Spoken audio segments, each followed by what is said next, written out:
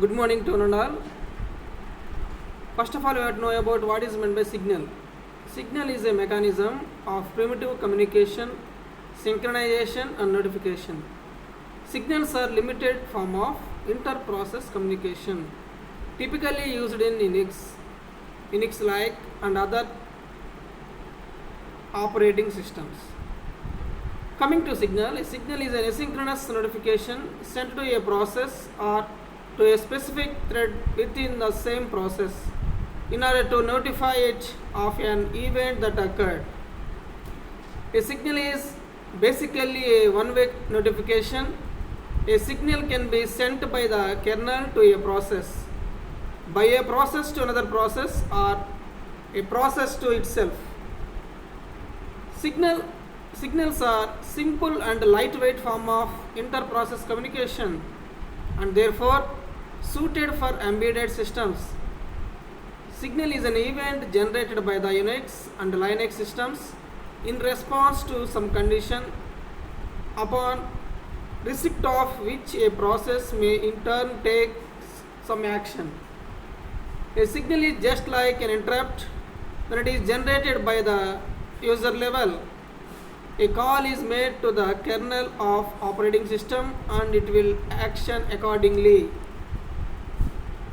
Syntax for the signal: hash include signal.h, void star signal, int signal comma void, function int.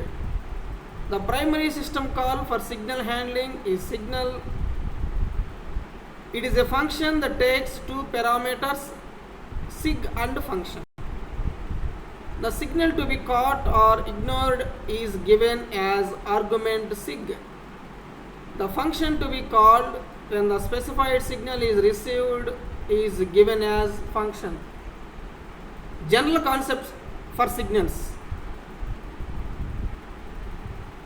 In this, we have to see a floating point error, a power failure, an alarm clock ring, the death of child process, a termination request from a user, that is the shortcut form is Ctrl+C, a suspended request from user, the shortcut form is Ctrl+Z.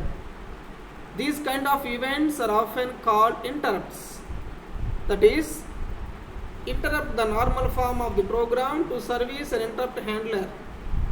When Linux recognizes such event, it sends corresponding signal.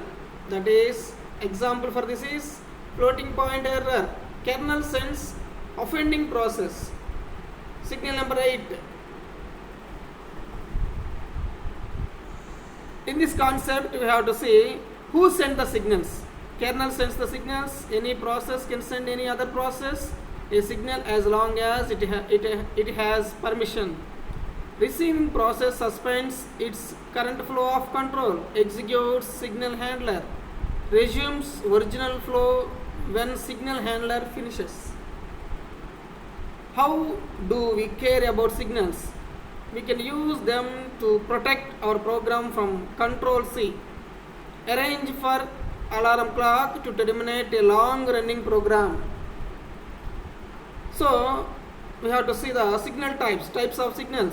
There are two types of signals in Linux: maskable, non-maskable. Maskable signals. Coming to maskable signals, these are the signals which can be changed or ignored by the user.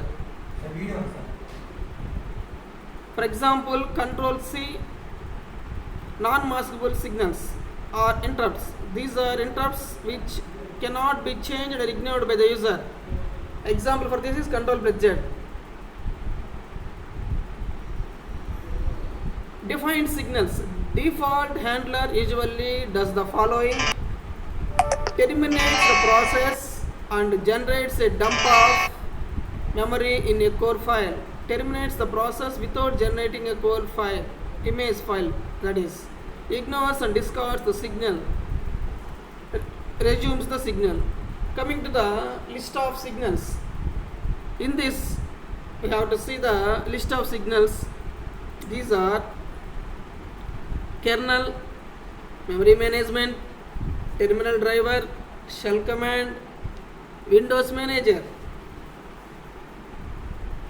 This in this we have to see the signal name, signal number, and description. Signal hop. Signal number is 1. Description for this is hang up detected on controlling terminal or death of controlling process. Next name, signal name is int. Signal int. Signal number is 2. Issued if the user sends an interrupt signal. Signal quit. The signal number for this is 3. Issued if the user sends a signal. Next signal name is signal kill.